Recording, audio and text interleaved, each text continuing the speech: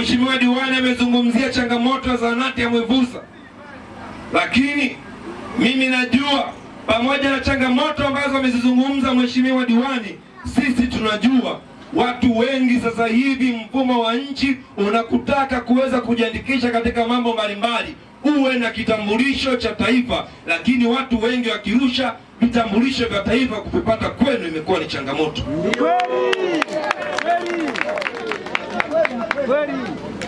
Sasa mnakwenda kuwa na mbunge ambaye atakwenda kuiuliza serikali kwamba hawa watu wakirusha ambao wamewanyima vitambulisho vya taifa ni raia wa Tanzania?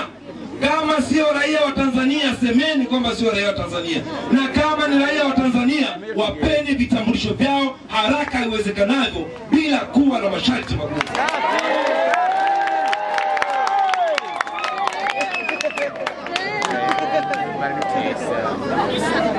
Haiwezekani.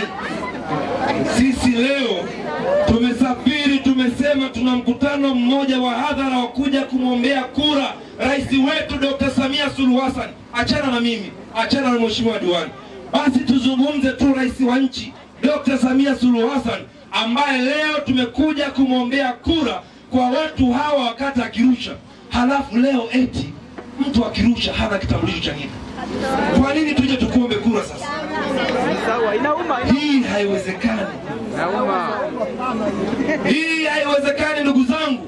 Na ndio maana nimesema kwamba haki za mtu akirusha hakuna mtu mwingine yoyote ambaye anastahili kuzikalia.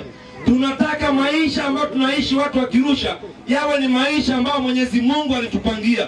Mwenyezi Mungu alitupangia sisi tuzaliwe Murutabo. Mwenyezi Mungu alitupangia sisi tuzaliwe Mwivusa. Mwenyezi Mungu alitupangia sisi tuzaliwe Kasangi. Mwenyezi Mungu alisema huku tunakozaliwa ndiyo ardhi ya Tanzania. Kwa hiyo kama ni hivyo, ni lazima tuishi maisha ambayo Mwenyezi Mungu alitupangia. Asije mtu mwingine kusema wewe unapata NIDA, wewe haupati. Hiyo haikubaliki. Kwa hiyo mimi ninaomba nitoe ahadi. Changamoto ya vitambulisho vya NIDA katika kata ya Kirusha, changamoto ya vitambulisho vya NIDA katika jimbo la Ngara, wino waka utakao kwenda kutumia tarehe 29 mwezi wa 10 ndio ama utaamua changamoto ya vitambulisho vya NIDA katika kata ya Kirusha, ama ndio utakwenda kukuza mgogoro wa vitambulisho vya NIDA katika kata hii ya Kirusha. Ninawaambia ni kwa nini?